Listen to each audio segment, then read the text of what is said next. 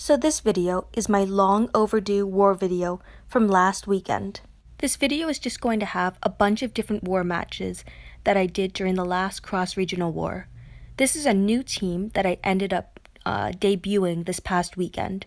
It's a new type of bleed team where I can utilize Lily as my disarm toon. Now I will say Lily dies a lot in matches, and I think it's mainly because I don't have a proper weapon set up for her yet.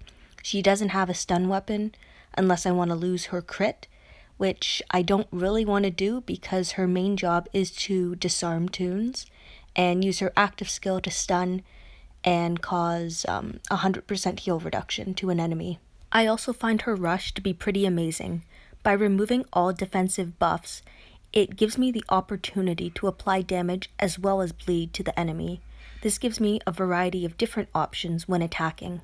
I think the type of weapon that I want to craft her is something with at least plus 30 crit, plus 30 HP maybe, and then stun. I know most people would go for AP when attacking, but I mainly need her to stay alive on this team, and she gets targeted a lot. I've already changed her mod set to be more defensive so that she can survive, while also retaining the crit chance mod so that she has a higher chance to disarm. But because she doesn't get any bonus from the leader toon, she dies almost every match. So unless I switch over to a defensive lead to help my whole team survive more, I think I'm going to have to go without the AP on her weapon.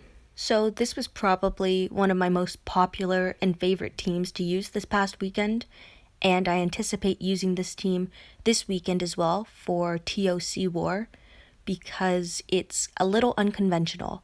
I'm able to use almost entirely free-to-play toons, and I can beat some of the top teams. By being able to stack bleed and then lacerate it with Shiva, it gives me a lot of options when attacking.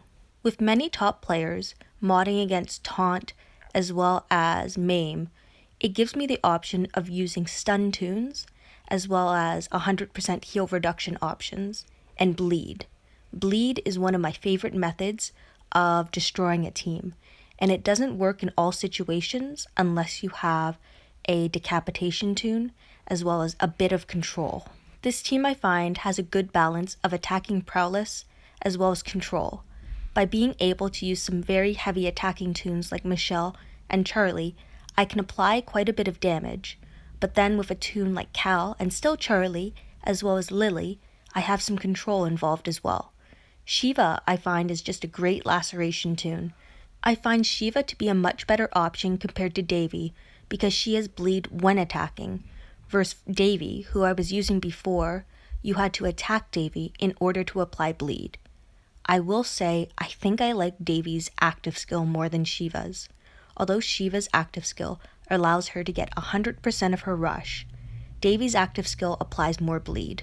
And Shiva's active skill, you can't use it until I think turn 10, which by then the match is long over, so it's fairly useless in my opinion. So I know that you're seeing a lot of matches where I don't come out with 5 toons alive, but I don't have many options, to be honest. Without having the new premier toons, it's very difficult to keep up with the changing metas.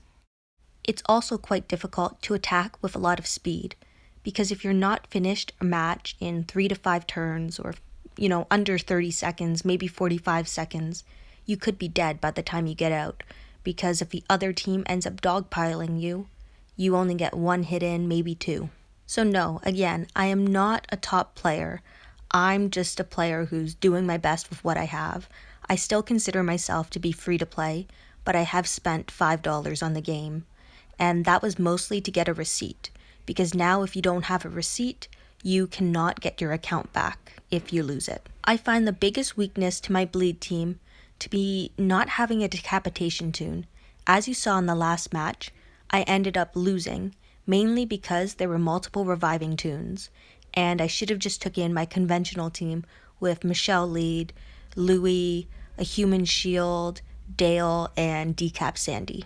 But against a lot of these heavy promo teams, I found a lot of success against them because they aren't modded against bleed toons. So I have an advantage in that way because I can do unskilled damage. Here you see me using one of my more conventional teams, and I can finish a lot of matches faster than before, especially when I run Marlin and Rosie. One of the biggest positives to Marlin and Rosie is their ability to gain plus 50% AP off attacking off a basic attack. This can be very useful because if he gains plus 50% AP, he can either be commanded the same turn or be able to rush the next turn. The downside to Marlin and Rosie is that they attack and hit two different toons. So if there's a toon like Negan or the new Wayland who have payback, this can be a major downside, as I find the AI usually ends up targeting that payback toon that you don't want to attack. So that's one of the reasons why I sometimes prefer Sandy, because she's able to decapitate and she targets one single opponent unless she ends up performing double attacks and kills the enemy. As always, I try to show some wins and losses in war. I want to be as accurate as possible, and I feel like it would be a lie if I only showed you my wins. Now, do I wish I had more wins? Of course. But I'm still proud of some of the losses that I've had, because some of the teams that I end up facing are quite good, and there's no shame in losing sometimes. I've always believed that you learn more by losing than you do by winning. Now, in this match above, I picked the wrong team in order to attack. When I saw Michelle lead, I thought I could try my trick team.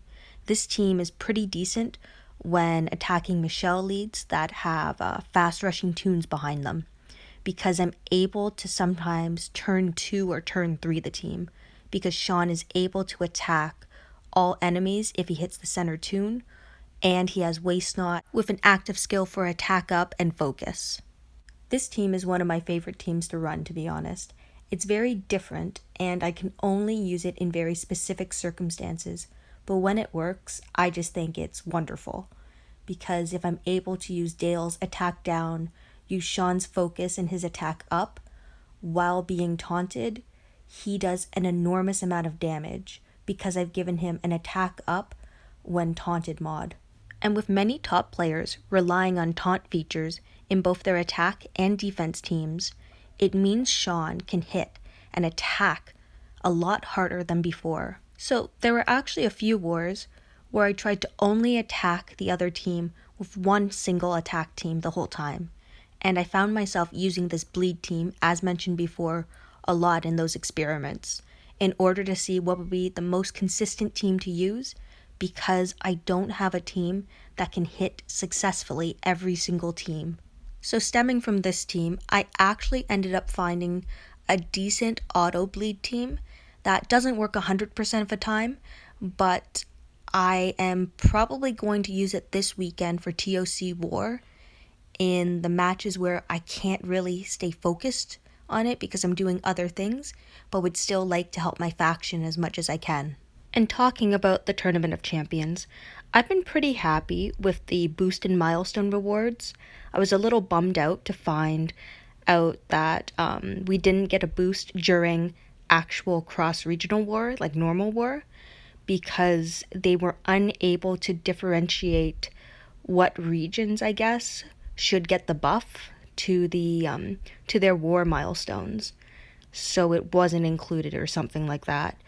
And it also wasn't included in Walker Hordes, and I'm wondering if that also has to do with the people you're playing against are people in your league, but not necessarily all in the Tournament of Champions. Regarding the Tournament of Champions, the second round starts today, and there are 4 brackets on the winning side of the first round, and then 2 brackets that are on the losing side. But the rewards don't seem to be scaled properly for the number of regions that are now participating in the Tournament of Champions. Because before, it was set up so that it was one region versus one region, but now it's 4 regions all facing each other, but there's only 50 prizes, which means a number of factions who participate won't end up getting rewards with this structure. And then if we look at the losing side of a bracket, there's 8 regions facing each other in 2 different brackets. So there's going to be a number of different factions from each region that don't end up getting rewards unless Scopely fixes the war reward structure. We are again playing for TWD tokens, which are just a chance at getting a pull.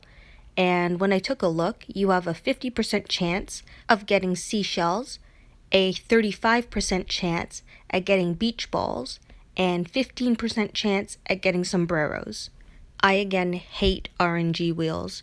In Walker Hordes, I ended up coming in second, and I got 3 pulls, and now I wish I came in fourth because I would have gotten 10 gold mods. Off of my 3 pulls, I ended up getting something like 100 beach balls, 200 seashells, and maybe 400 sombreros, which is so small of an amount and doesn't really help me because I don't want seashells.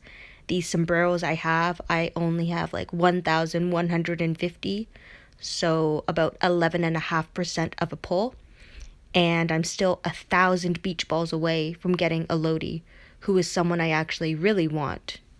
Anyway, good luck everyone in TOC and the people who are having a faction raid event. I hope everyone has a lucky weekend.